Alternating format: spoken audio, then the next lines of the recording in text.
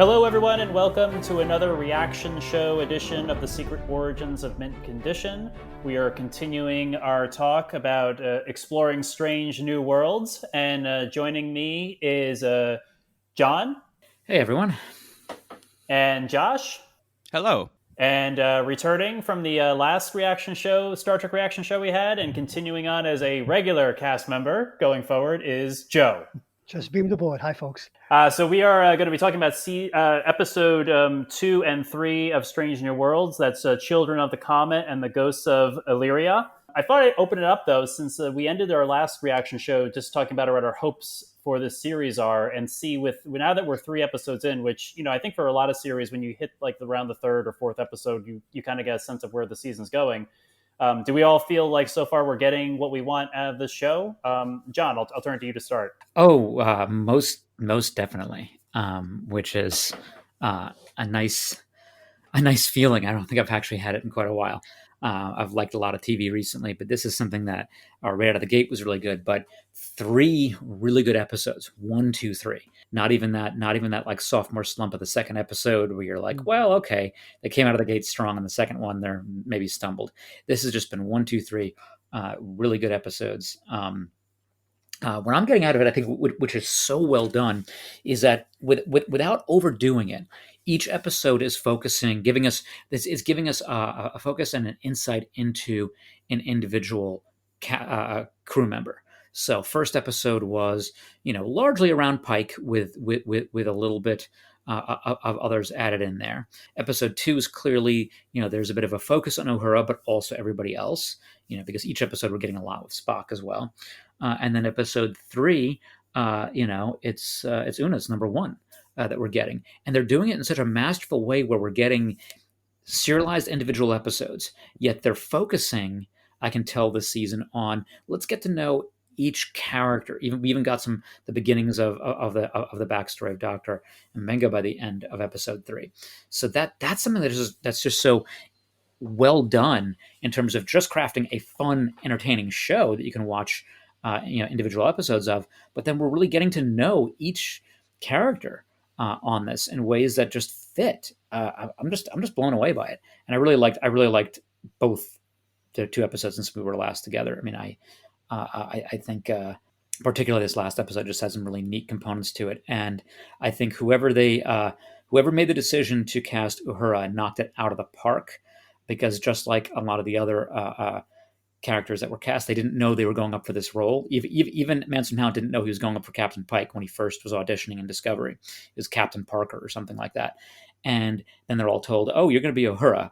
And wow, I mean, her performance in that role is giving us an aspect of this character which is really something interesting to see. Is like, what was it like when this character was a cadet, and really reflecting something that was hinted at in the original series, which is that this wasn't just your bridge comm officer. This was a phenomenal officer who was multifaceted, incredibly talented, and an integral part of the crew. And now we're seeing that as a beginning part of the journey. And I think that was my favorite part of the last 2 episodes.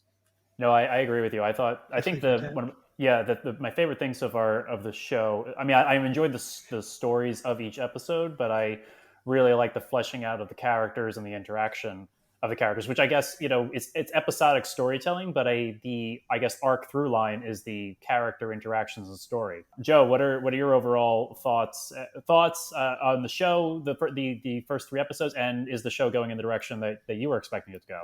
It's definitely going in the direction I expected it to go, because it's entertaining me, and that's what I want. First and foremost, I want to be entertained, and especially by Star Trek. It's been a while, so I'm just finding this show to be a delight. I'm enjoying the characters, and John, you hit upon something that we're getting to see. We're focusing on a different character each episode, and as we focus in on these characters, their story also informs us more about Pike's journey, and where his quote unquote preordained fate. So I think that's very fascinating to watch that all unfold. They are literally on this thing, literally and figuratively on this journey together. So I am overjoyed so far. I just agree with what you said too, Joe. And Josh, are you getting what you want out of the show, and what are your thoughts about the first 3 episodes overall now? Absolutely. I echo both what Joe and John said. I think it really feels like Star Trek in a way that the other shows the other shows of this new Star Trek era, they each have facets of it, but they bring something new that maybe Star Trek hasn't showcased before. But this is that sort of original Coke classic, if you will. Yeah, I echo the sentiment. I do think they really have nailed the formula of the individual episodic story married to the ongoing character story that seems will recur throughout the season.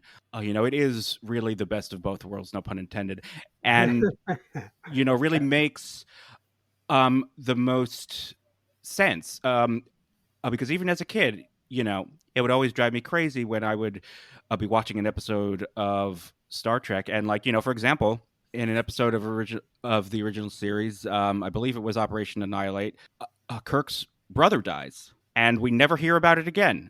The right. following week, though, I believe actually that was the final episode of season 1. So I mean, perhaps he grieved off screen in between the first and second seasons.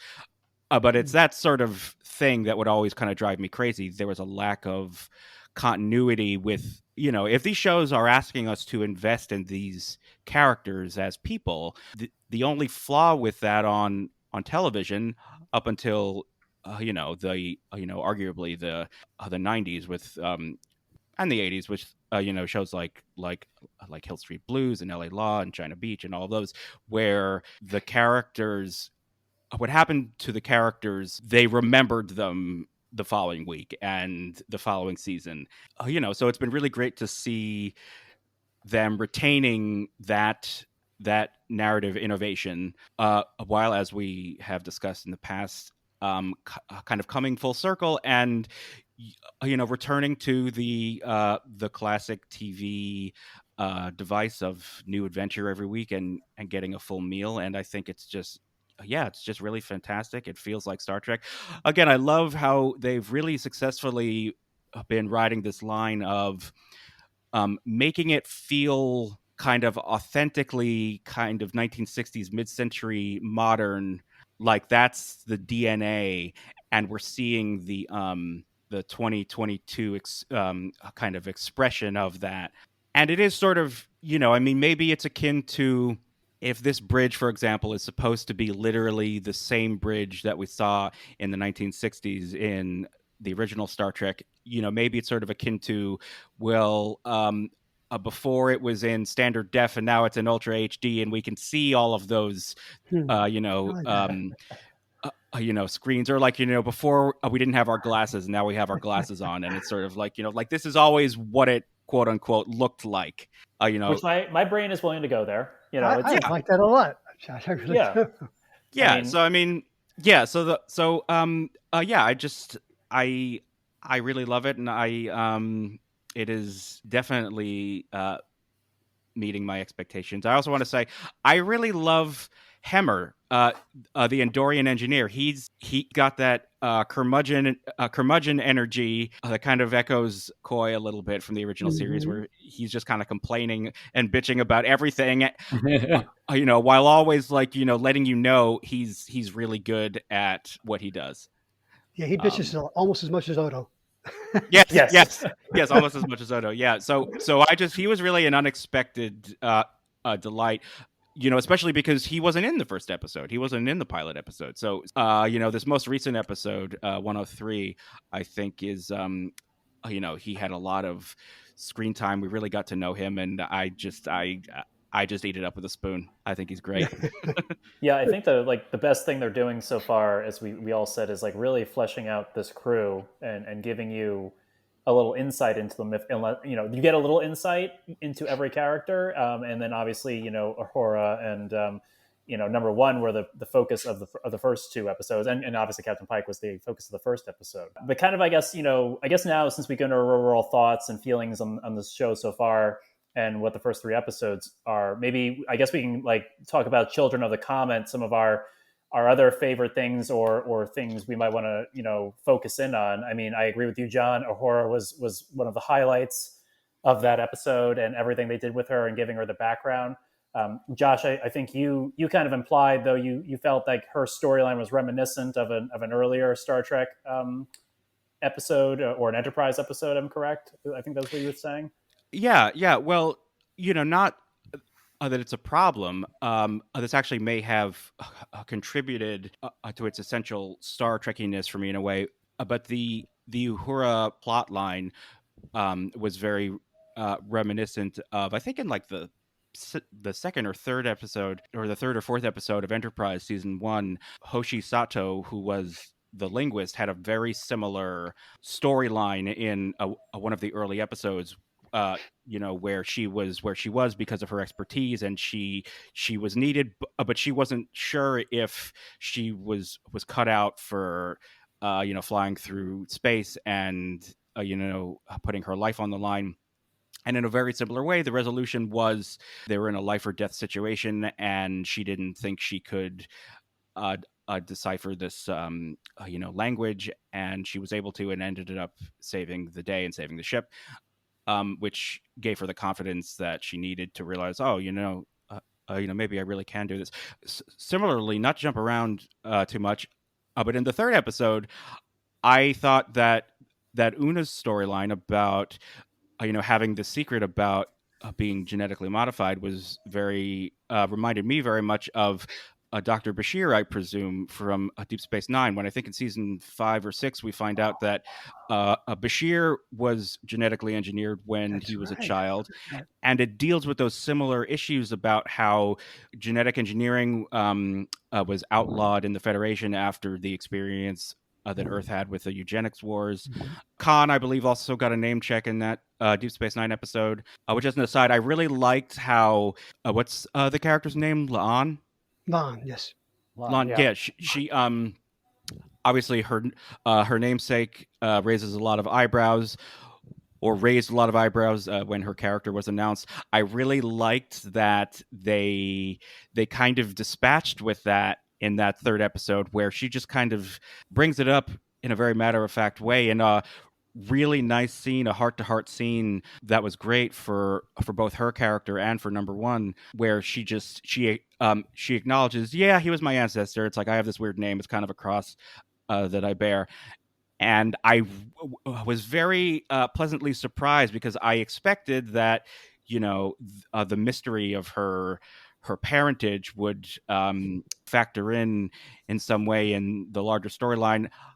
Presumably, it still will.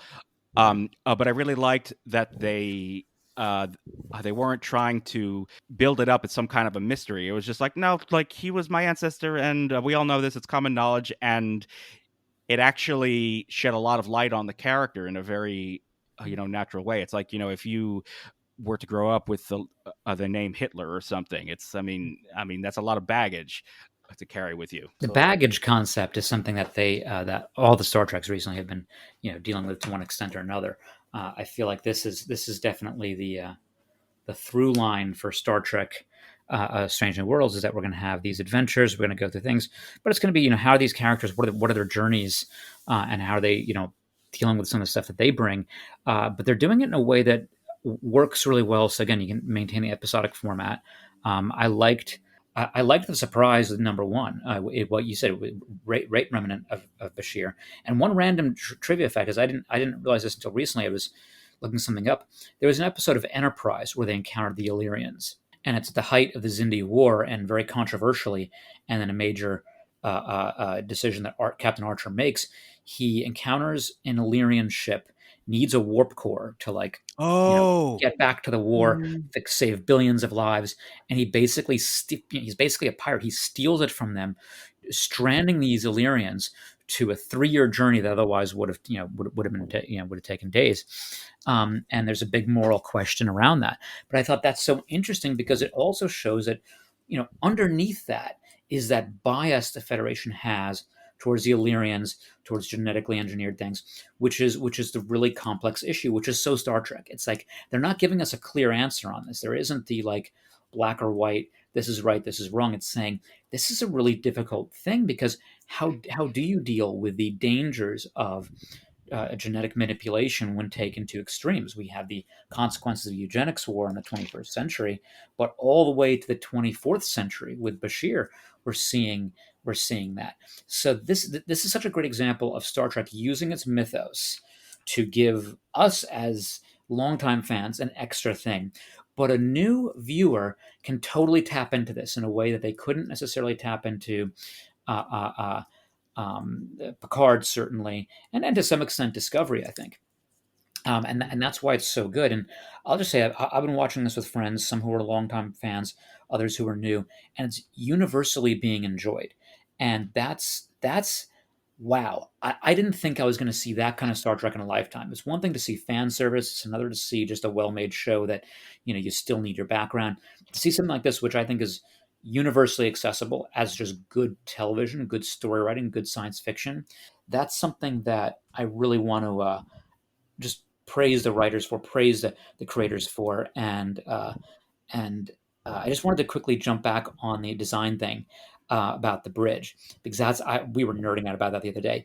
It's like the best of mid-century modern style, which was very prominent in the '60s television show, with a modern twist. Not too much J.J. Abrams lens flare, though a little tiny bit of it, and it's gorgeous. I want to live on that Enterprise. Like I always liked the Enterprise D. That's always like been my favorite place to like live because it's sort of like a hotel in space. There's carpeting everywhere, it's nice.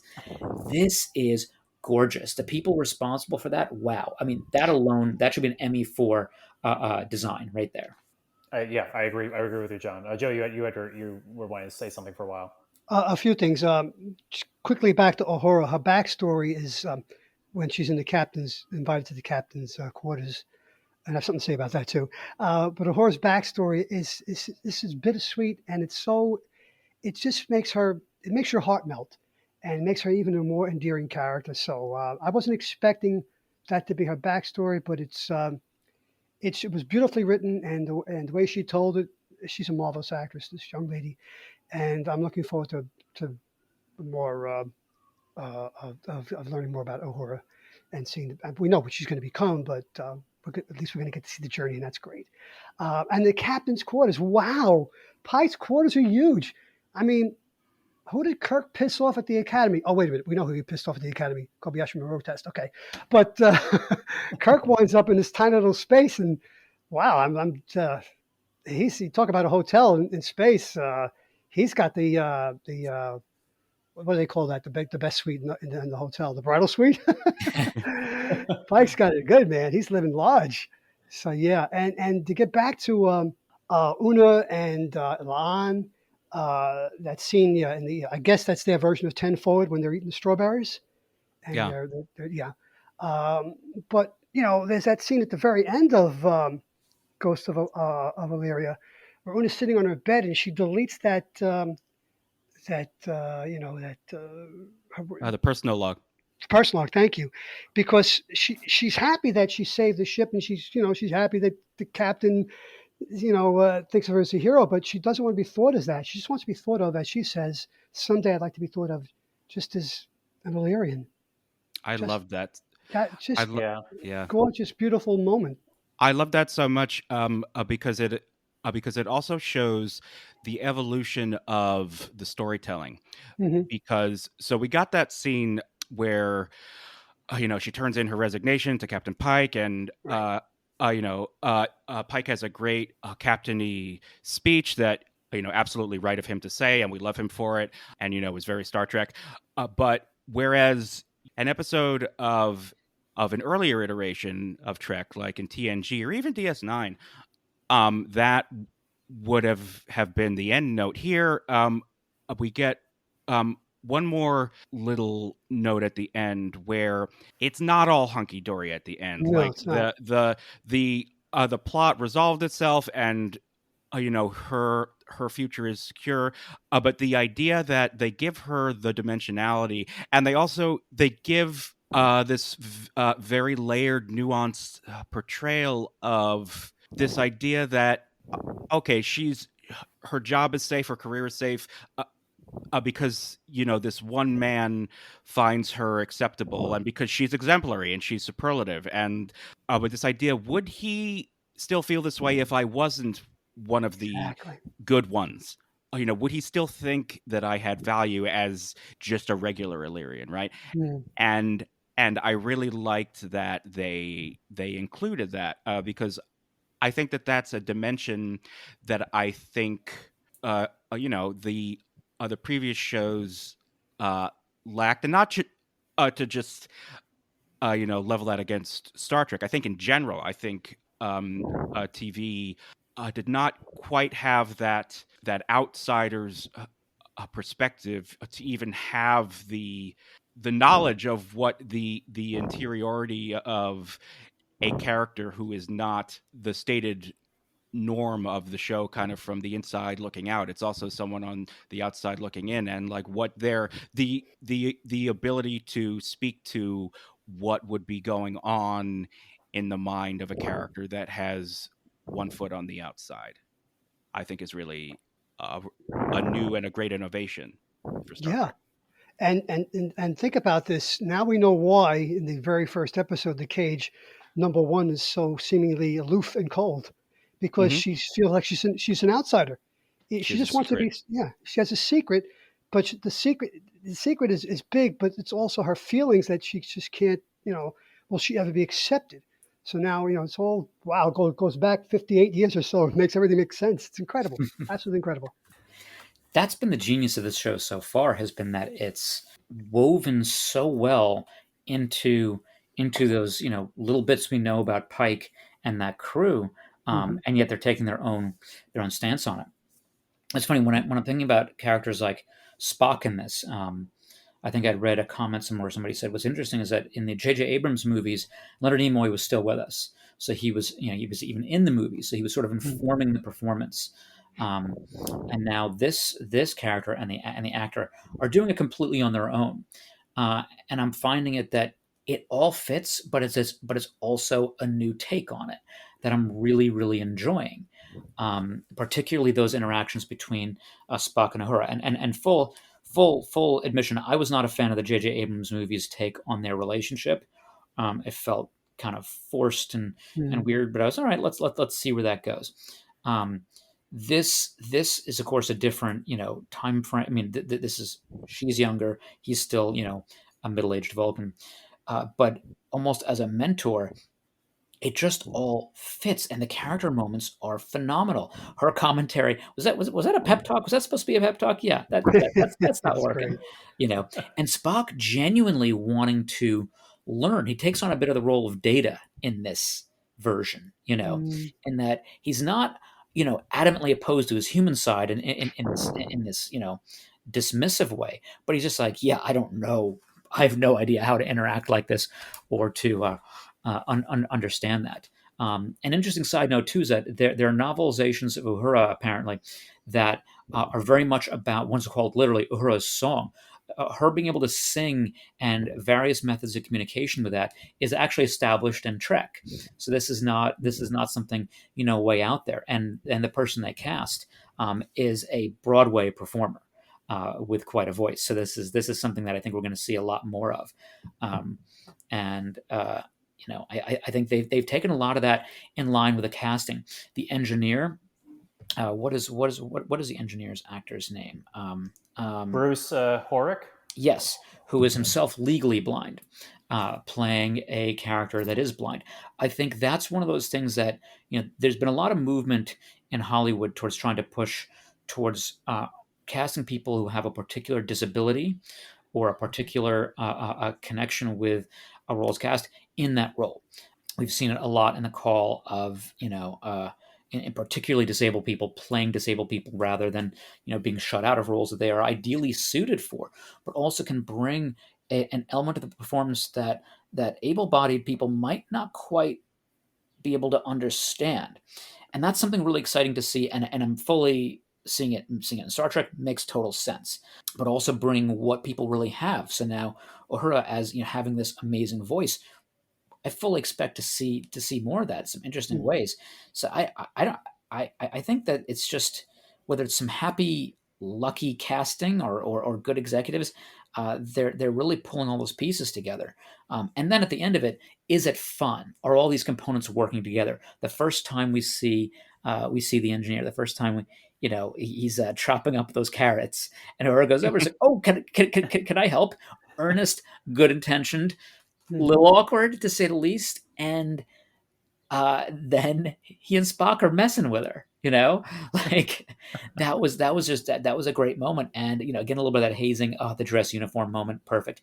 And Yep. I don't know how he does it, but Anson Mount as Pike has these moments where it just you want to laugh with him, you want to be there with him because when he opens that door and it's just that split second of the dress uniform that got you, like that was just such that brought a smile to my face.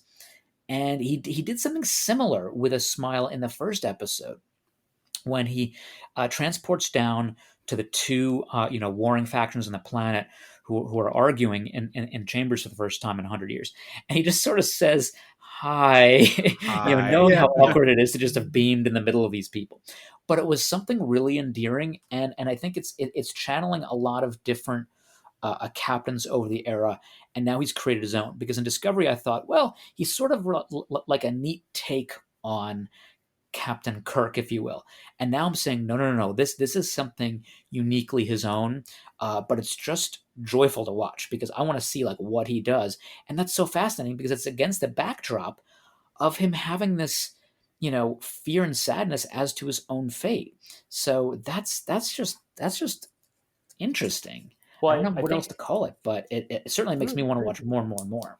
yeah, I mean, I think it's that opening scene of the second episode at the captain's quarters. Like, I mean, there's obviously we've seen many crews at this point interact and stuff, and the next gen crew had a lot of, I guess, fun off the screen. But the crew they're depicting is having fun together, like in real time. It's not the actors having fun; the characters are having fun together. It seems like, and they all get along and they all mesh together, and it's a crew you kind of want to be a part of.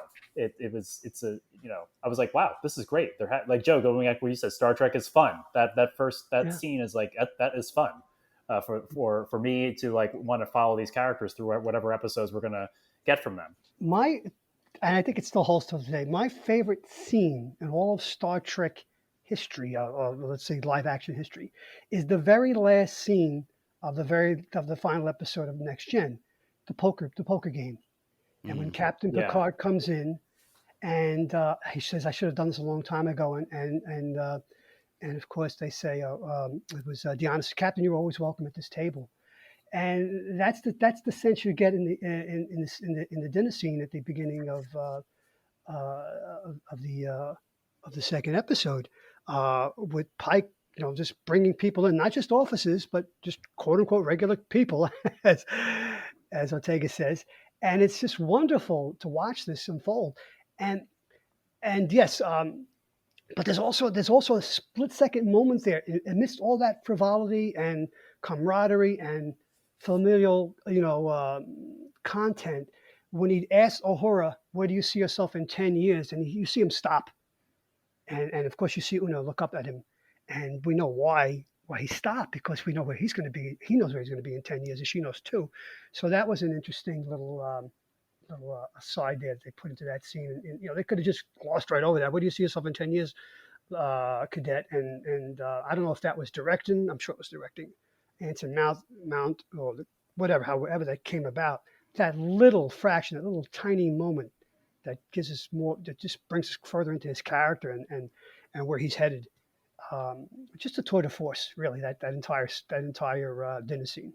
yes, I agree. I agree 100%. That, like I said, one of my favorite parts of the episodes we've seen so far. Yeah, that scene I actually wanted to talk about as well. The and both John and Joe touched on what I want to say a little bit. Oh, you're right. This is a different captain, and it is interesting when you contrast him to the two that loom largest are Kirk and Picard.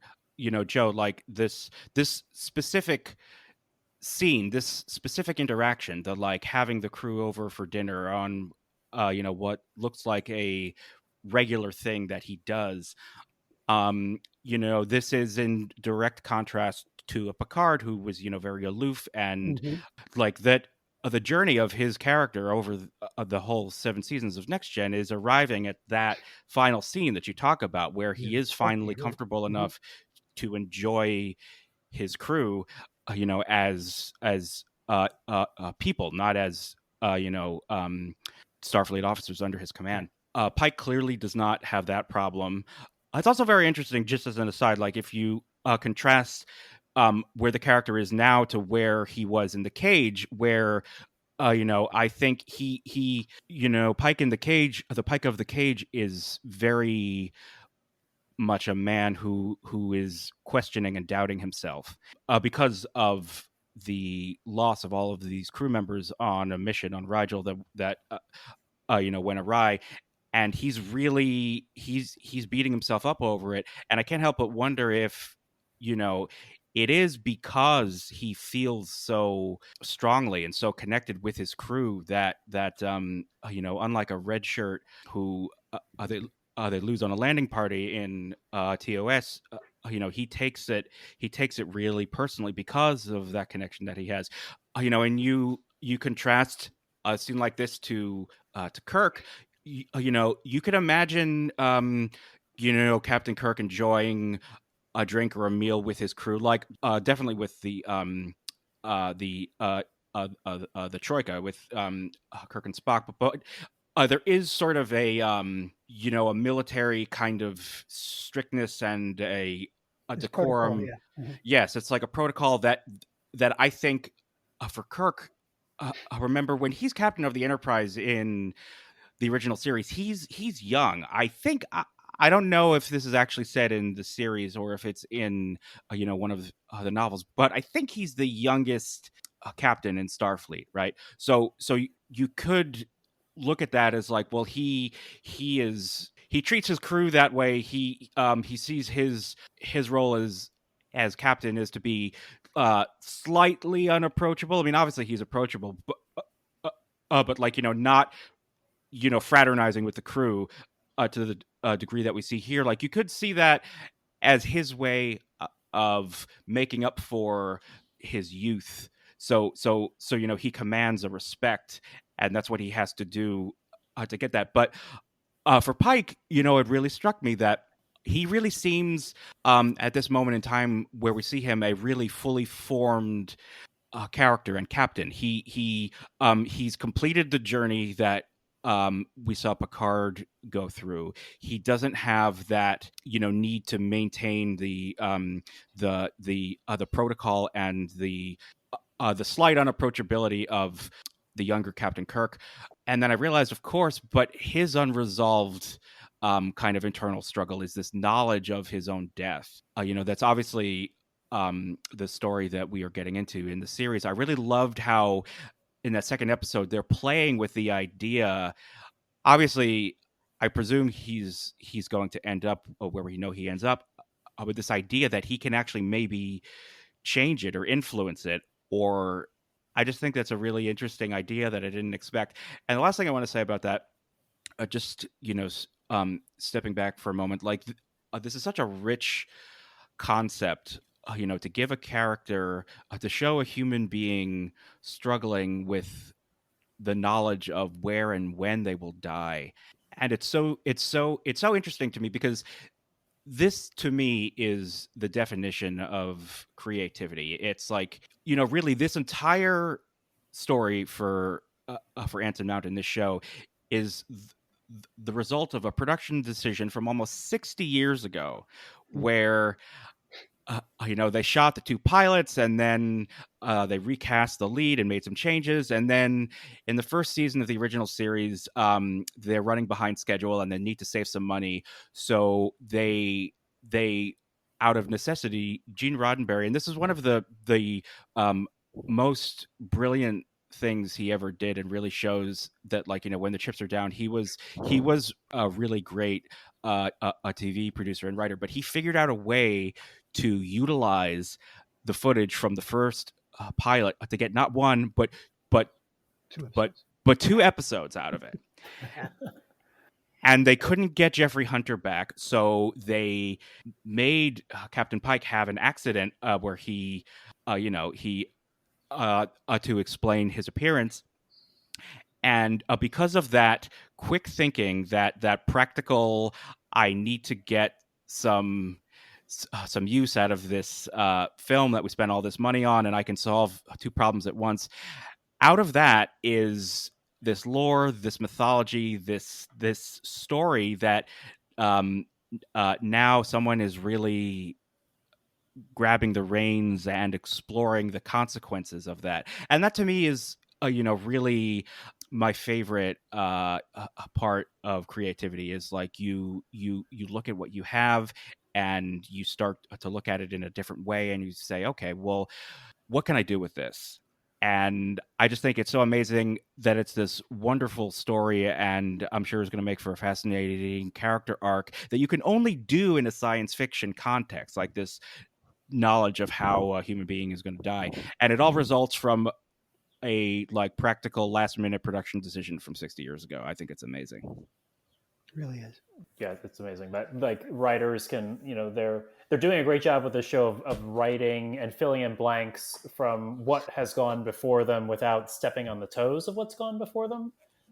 They've been very careful to do that and make it seems like seamlessly fall into line. I mean, I think a lot of, and John, you were touching on this, like with Spock, his performance is brand new and his take on the character is brand new, but we're so informed by all the years we've spent with Leonard Nimoy as Spock that it just makes all sense in my head. Like I have enough information on the character of Spock that I can immediately just put this new incarnation of him in my head canon to make everything seem like it fits. I guess, and Josh, you were about to touch on this point. You touched on this point briefly, but I'm assuming that, with the talk, like he can change his destiny. The show is not going to change his destiny, though, right? I mean, I'm thinking, so. I don't think they're going to deviate from the path that, because they're being so taking so much effort to honor history. I don't think they're going to find a way and change history for some reason. Well, I don't think they're going to do that. Yeah, sorry. Yeah, no, I don't think they're going to do it. I think that's the nuance of what actually happens to Captain Pike. Is he's seen one snippet of time. He's seen this injury. He doesn't even know if he dies. I think he's made that assumption that he dies. Or actually, specifically, he said the man I am dies. So he does realize that he survives it, but he's in a forever, changed form. And we know, as viewers, we know what happens ultimately. That Spock, breaks the last death penalty on the record, and takes him back to Talos 4, where he effectively lives out, the remainder of his life. And in a pretty good situation with somebody that he did fall in love with. So the idea of changing your fate, what fate is, how it plays out, what it means, is really interesting, because he doesn't actually know his long-term fate. He knows the fate at 10 years. He doesn't know what it means in the months of the year after that when Spock intervenes. And while, that's still a different existence where it is sort of, it's this projection of a different reality. He doesn't know that yet. And that's where it is. Can you change your fate? Can you avoid it? Can you do this? Well, he doesn't even really know what that ultimate fate is, and I think those questions are going to play out in interesting and different ways. And yes, they might play with that a little bit more. I wouldn't be surprised if by the end of whatever season it becomes, that they play with that a little bit more in terms of, well, what really happens to him? What does that mean? What does it mean for him to go back to Talos 4? There's certainly more I think they could elaborate with on that in terms of what the ultimate destiny of Captain Pike is. And I think that's going to be where they get to play with those notions. I remember in college I took a course that was mostly on Greek philosophy, but it was also a little bit of political science. And the title of the course was called Fate, Freedom, and Necessity. And the debates and arguments we had in that class were so much around this kind of thing. And I loved it. That, what really is that idea of what we are hard code bound into? That is, the gods have decided we cannot change as mere mortals. What are the things we can change? And what's the relevance of the difference between those two?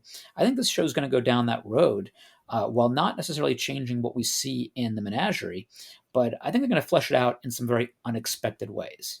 Yeah, that's what I would hope for. That's what I hope for. I don't want to, I like the idea of like, can a man go against what he perceives as his fate, at least up to that moment, but without ultimately, I guess, changing the history that we've kind of accepted going forward with this show. A few things, yeah.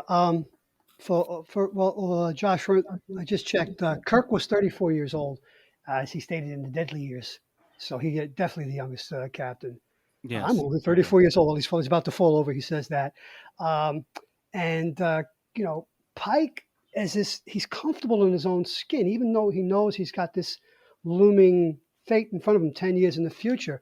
I mean, again, at the very beginning of Child of the Comet, he says, let's save this planet before breakfast, and I love this job. So, he's a real dichotomy. He's a real character that this this sort of Damocles is above his head. It's going to come swinging down in 10 years, and yet he's still able to function and do his job without a lot of the angst that some of the other captains we've seen in Star Trek go through. And as far as captains or commanders knowing their fate, we also have from another great TV show, John Sheridan, right, James? Oh yeah, Yeah, he knew he was going to die in 20 years. So, and yet he didn't let that stop him from doing his job and doing his mission and taking care of his people. So, Well, although to be fair, I would be much more comfortable knowing my fate was to, in 20 years sleep in light and kind of ascend beyond the rim, versus yeah. what Oh, where yeah, Captain yeah. Pike ends up. Oh, well, yeah, I agree. I completely agree with that. You know, And sorry, go ahead. okay. No, I just wanted to end all this heavy talk with because we're talking, going back to the card game at the end of next gen. Um, there's another card game. There's a few card games throughout that series, but I believe it's in Cause and Effect, where Data speaks one of my favorite lines in all of Star Trek history as he's flipping over the cards, and he speaks the line, "No help for the Klingon." So I just I just wanted to throw that in because that's one of my favorite lines ever. So yeah, I love Star Trek, obviously.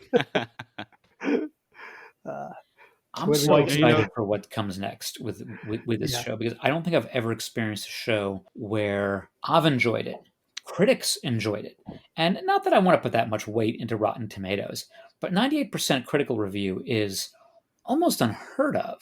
Yeah, that's true. Um, so that's sort of mind-boggling, and the fans are at 82%. And if there's anything that can be said about Star Trek fans, we're very picky. We love Hmm. debating all the minutia and the points of things. So for that to be 82%, That's a high I mean, mark. that's that's a basically really high universal bar. praise. I mean, that's Um, basically universal praise in my book. yeah, and I have been telling friends, I've been like, all right, well, if you're not going to watch it, now get that month trial to Paramount Plus when the season has ended and binge watch it. Like Mm. you have to watch this. And I've been sending clips to people, and I said, this is the Star Trek for both Star Trek fans and and people who not yet watched Star Trek. Like this is the show for that on almost every level. Because I haven't seen anything quite like this, and I'm sure we'll have a few weaker episodes here and there. Um, but with such a strong cast, it's going to be like a weak episode of Next Generation. You're like, well, that was still fun, you know. Hmm. Yes, You exactly, joke about it, exactly. but it's still a fun episode. You still felt like that was a good way to spend your time. And the big thing for me has been this has created a communal experience for me again because there are a number of friends who want to watch it in person every week. We tried it with Picard, but Picard's pacing really made it difficult to have that level of excitement, particularly if you couldn't make it every week, Mm. because life is complicated. You can't always, show up for something. But this is like, hey, if we're around, let's get together and watch this because we just know it's going to be a good time and we're going to have fun stuff to talk about afterwards. And I think in that regard, that's the magic I think we've been looking for in Star Trek for a very very long time.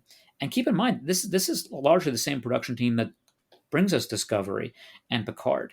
Um, and I think being unshackled from so much previous lore that they had to do, something has been the real benefit here is that we know nothing about Captain Pike's time on the Enterprise. We only know what happens to him afterwards. So we get this entirely new period.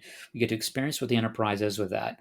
And I don't know what you all thought, but even that warp core, that was amazing. And uh, the when Hemmer has that moment where he's giving them all the power they need. It's a different approach than Scotty. I'm giving it all I got. He's just casually walking around putting one of those, and I totally noticed that he's putting one of those like chips in to transfer power or something. That was totally a throwback to the wooden data cards that they had on the bridge of the Enterprise in the original series. And he's just doing this casually, walking around doing it. He's like, wait a second. It's like, you'll have it in a moment. It also sounded very much, I've worked in IT throughout my life. It sounds like IT guys. Like, Yeah. like, all right, Yeah. wait a second, then reboot, then try it again. And he was just so casual and confident about it that it was one of the moments where you're like, oh. And choosing to have like the power dip with the people walking through the hall, you got the sense of gravity to it, but that he was just like, yeah, he knows what he's doing. And I think that's just going to be so interesting to watch that character's development. But this is definitely a seasoned crew. We're not out on the Academy training vessel Enterprise. This is the Enterprise at its best, going out there for strange new worlds, and that's something that again, one of my complaints about Star Trek and the time that I got into it as a person was, I was starting to watch at the end of the movies, and it was like the old haggard crew. The Enterprise always got the crap kicked out of it. It was an old ship at that point, soon to be decommissioned. That was sort of where I started with the original series crew, was in that movie era. And then Next Generation comes along, and that was great. That was new, and it was this gorgeous Galaxy class ship again. So I got to see something new. I feel like we're back to that again. This is the Enterprise at its best, and we get to go along for that ride. Oh, definitely. Yeah. Definitely. I agree with that. And I would say also for the writing style, just like, we just finished watching Picard, and I'm catching up on Discovery season 4. And as much as I enjoyed that, I think some of the, as much as I love arc storytelling, I think having the writers unshackled from having a season long arc that also can affect the pacing and where the ball has to be moved by the end of your 10 or 9 episodes can be very freeing. And I really just care about, as long as there's consistency with the character arcs. Like, as Josh, you were saying earlier, like, I don't want them to forget about the revelations we had, which we're not going to do that anymore. They've learned from that storytelling. But I think as a writer now, you can do episodic stuff and have it be encapsulated in episodes, but just carry over the character traits of each character that you've explored so far, and that gives you enough glue to keep everything going without being shackled for an entire season to one main idea. Absolutely. And I mean, you said it before, Josh, best of both worlds, no pun intended. So I'll say what James just said, doing this show this way is an alternative factor. Joe, I got to ask you, Yes. you in particular, do you like the alternative factor as an episode? No. No, I've never understood that thing with the whole doorway and the no, it's corridor. very and confusing. and the spinning thing. No, I do not like that. John or James, what about you? It's the episode, the first season of the original series with Lazarus, and he's like he's going back and forth between an antimatter universe and our universe, and do you remember that one? I don't remember that one. Oh, I remember you're lucky. Lazarus, but I'm trying to remember the episode in detail. No, Well, bother. it's one of like the Joe, I think it's fair to say most maligned episodes of the original series. Sure, it's up there with the space hippies. Yeah. I actually kind of have a soft spot for it, just because. Yeah, I agree. It's not a great hour of television, but something that I like about it, that it really, it's very weird. It's like it's like the first time in the original series that the Federation is like, yeah, something weird happened to the whole galaxy. It just like kind of winked out, and we're kind of freaked out. We don't really, and we don't really know what's going on. And could you check this out? Like we really don't know at all what's happening. And like they never really resolve that. Like you don't actually know what just happened that affected the whole galaxy. And like it's kind of this like hint at this like weird Lovecraftian nature of the universe that is kind of like, yeah, there are some threats that I mean, we got the Klingons and the Romulans, which are kind of like us. We do pretty good against power mad computers. We can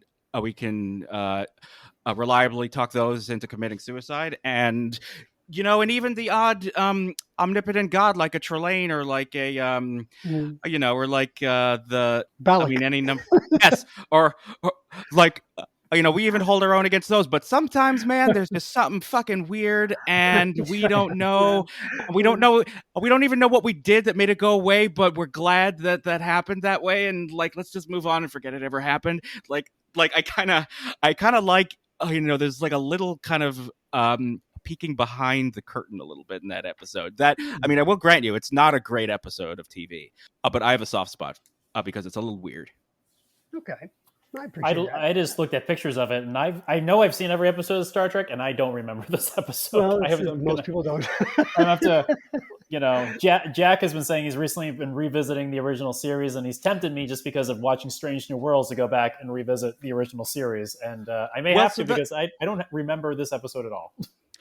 Oh, well, so that's something that I don't want to get into totally right now, but that's something that I would like to discuss later on. Like my one quibble, and this is a quibble, because I do love this show and I'm very excited about it. I'm thrilled with this show. I love it to pieces. My one quibble is its status as a prequel, because of all of the the aforementioned seeing it in Ultra HD or with glasses for the first time. As I said earlier, like, not just in terms of design, but also in terms of like the layers of the storytelling. I don't think that I could watch an episode of this and then watch an episode of the original series and see it as of a piece, right? Which is not a flaw. It's just something that comes with the territory whenever you are going to make show set before the time of a classic piece of film or TV from another era. So From another century. yes, exactly, from another century. So it's not a flaw per se, but like this acts as a prequel in kind of an intellectual way. Like when you think about it, it's like, oh, okay, so like your idea of who Uhura is now informed by what we see her go through and what we learn about her in the second episode of this show. But that said, I don't feel like that I could watch that episode of Strange New Worlds and then throw on an episode of the original series and feel like I'm seeing the same character. Now, like, your mileage may vary on that.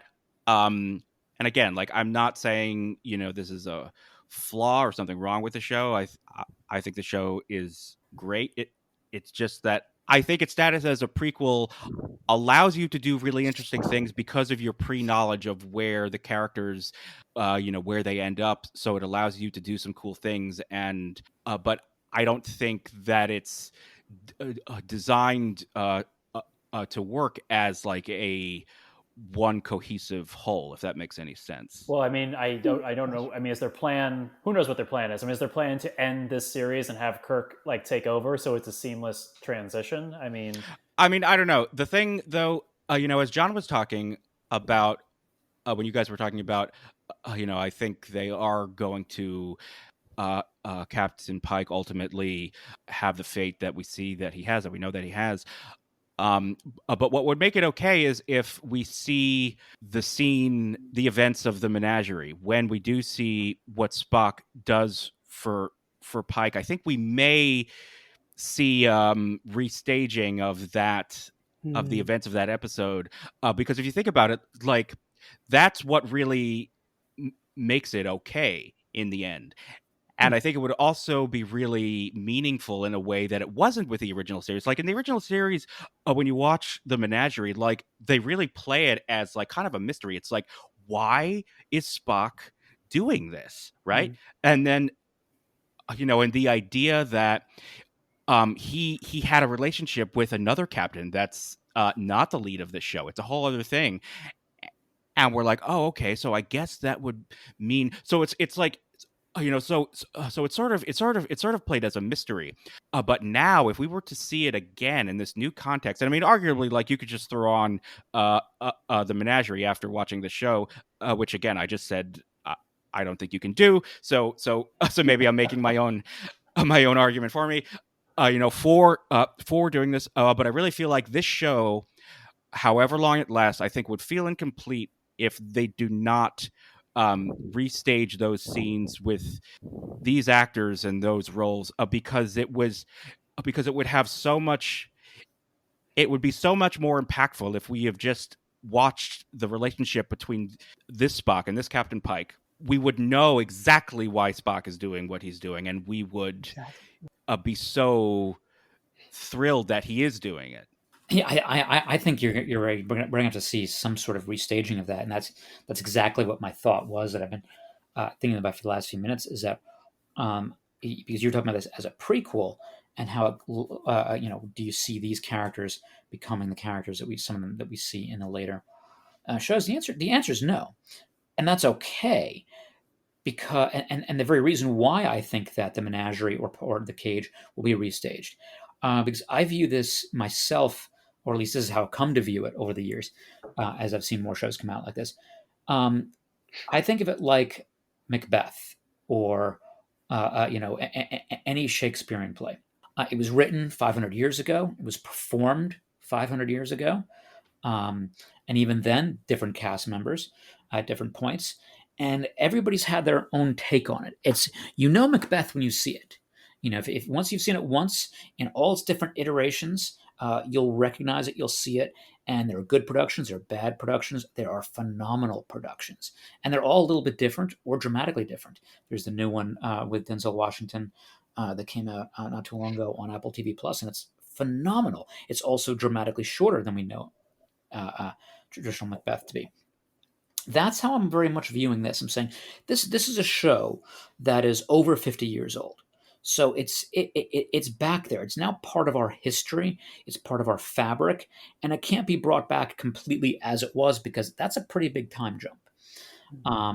And we as people and our culture have changed dramatically since then. So that's what Star Trek is now. Is that, well, this is a new take on Star Trek. It's a prequel, some of the same characters, but it's a new take on it, and that's totally okay. And it doesn't have to line up perfectly with what the production was in 1960, not just because of different cultural mores and different production values. It's because it's a new take on a story, the way we tell myths in different ways over the years. So I'm totally okay with that. I occasionally have to remind myself of that. I have to be like, hey, we're taking this framework, we're taking what we know of as Star Trek and doing this, but it doesn't have to be a one-to-one. It goes into the original series.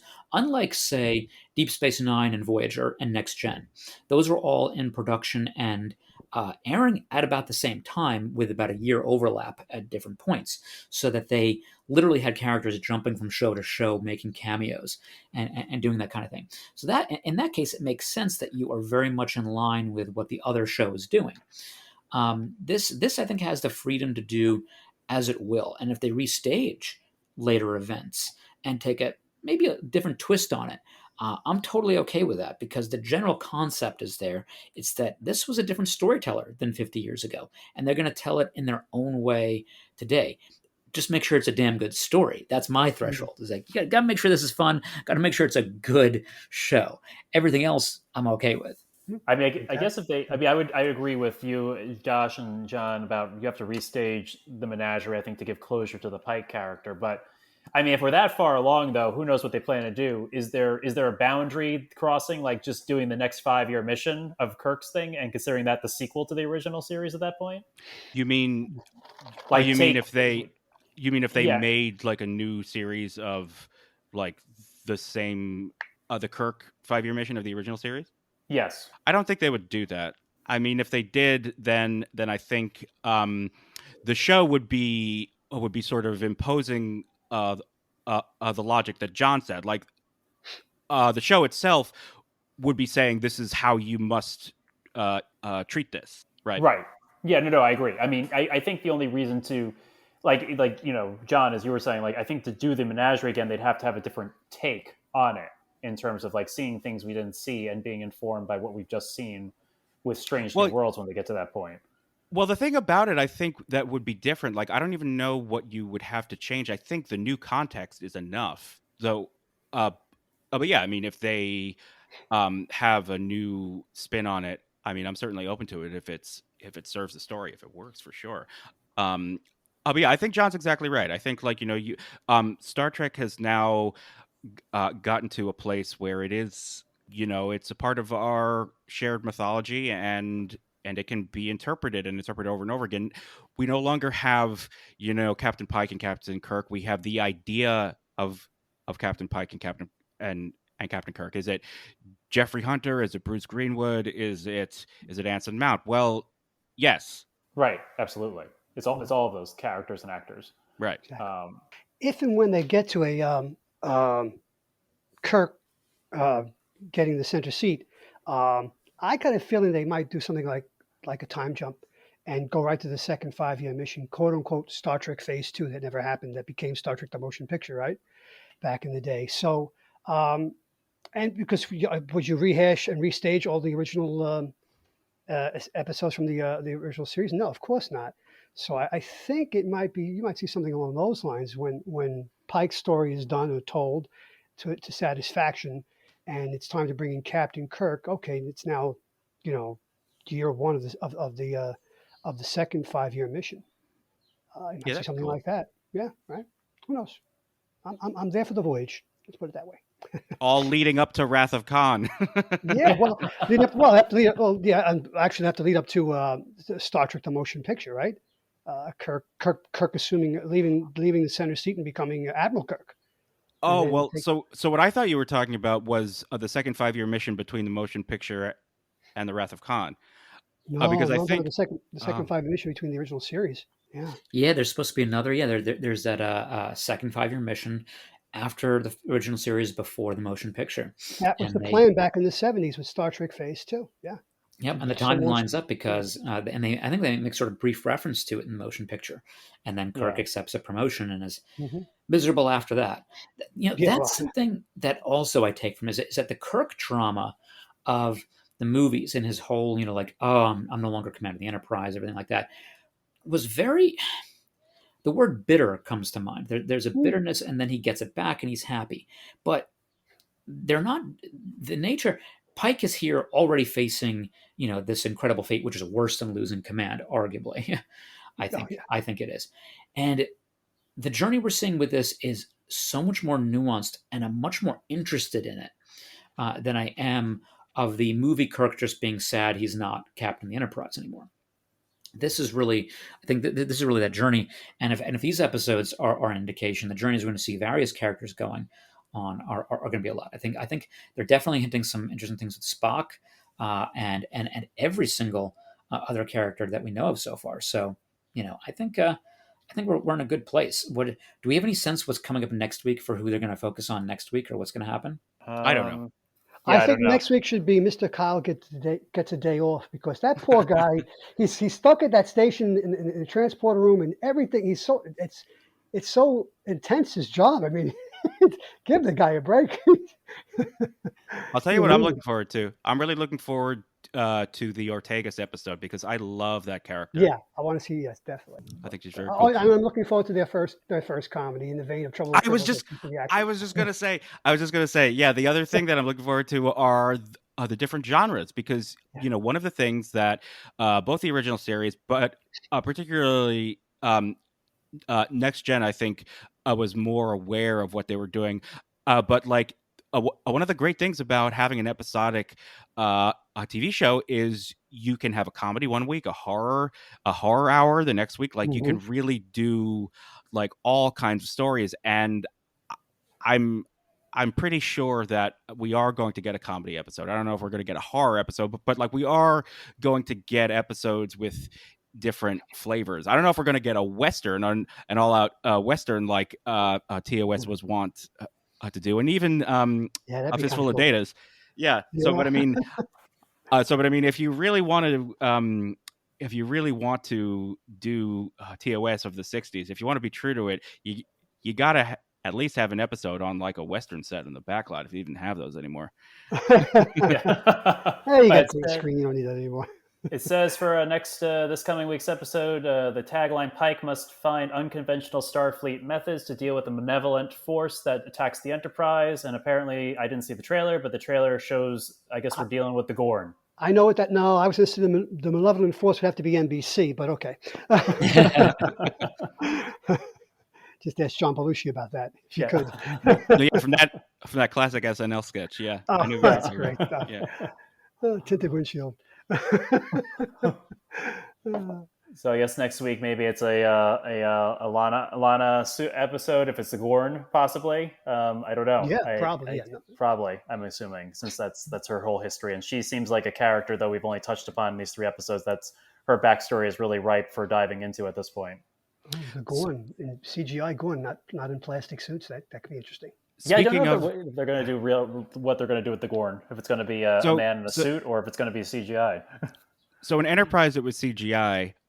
What this show seems to be doing, like something that I do love about the show, I really love how they've been using the AR wall to really good effect. They've been shooting on location, and obviously, like the engineering set, that whole massive interior of the secondary hull, like that's all the AR wall. Like it just really looks really incredible. And again, like what maybe we were supposed to be seeing through the octagonal grating in the engineering room on the original series. Is that that's right. That's what I assumed. Yes. Yeah.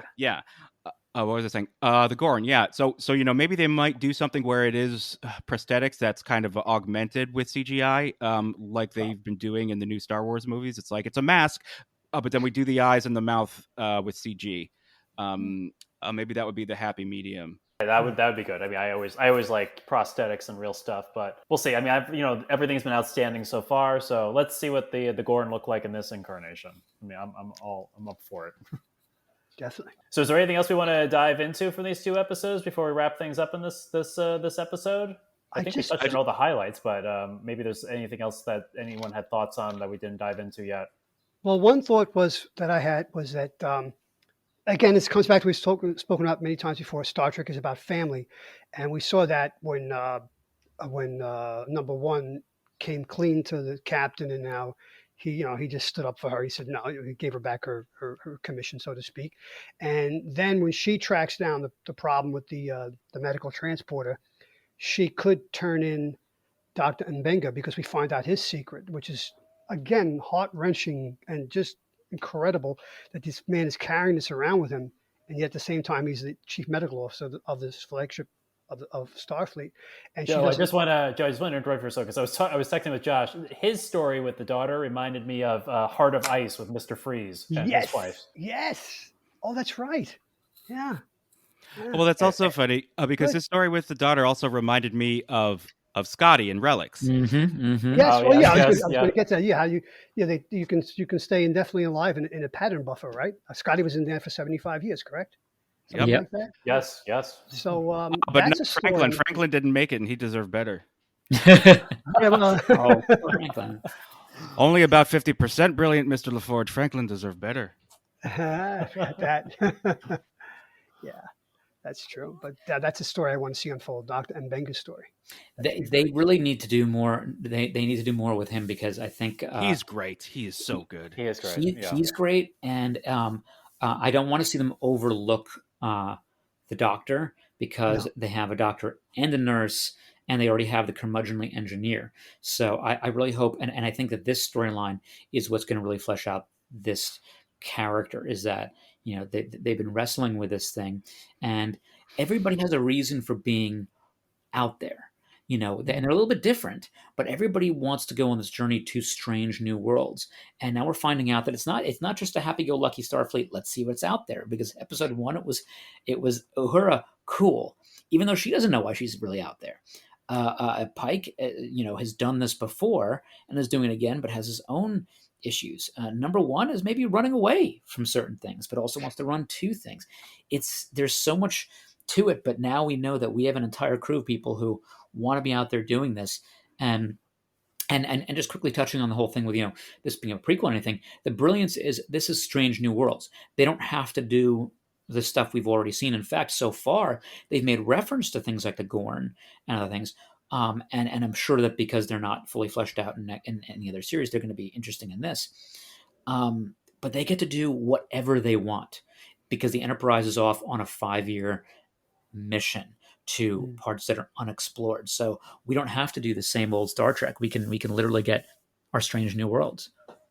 So sometimes the strange new worlds are not always what's out there. It's what's within you, and we're seeing that with these characters. Yes. Well, to go to your point, Joe, that's like the heart of Star Trek too. Is Yes. the human struggle or the human human dynamic. adventure. The human adventure. It's just whatever. beginning. Yes. It all ties together. So, Josh, you have any final thoughts? I did, but I forgot. So hopefully we'll continue next week. And I think and Josh has just brought up to me, and since this is coming out at the same time as that, like it's time for Star Trek to have its prequel show that the rest of the thing has to be crammed into. I mean, Star Wars has been doing it forever. Obi-Wan's coming out, so we might as well have Star Trek have this opportunity where it's something that is a prequel to it, and the original show has to be retrofitted into this prequel show at this point. So I think it's where we're at with our science fiction and our pop culture in general. We're going back in time. Everything will have to be retrofitted in everyone's headcanon at some point. They're doing a prequel to Supernatural. Why not Star Trek? Why not Star Trek? That's right. So, well, I think that's everything for this week. We will be back in 2 weeks to talk about episodes 4 and 5. As always, thank you for listening, audience. And of course, thanks to the crew. So thank you, John. Glad to be here. And Josh. Always a pleasure. And Joe. Oh, definitely always a pleasure. Yes, always a pleasure. And if you have thoughts on what we've talked about so far with Strange New Worlds, please make your comments known on the Facebook group, Secret Origins of Mint Condition. You could also email us at secretoriginsmc@gmail.com. And we thank you for listening, and we will talk to you next time. I just remembered. What?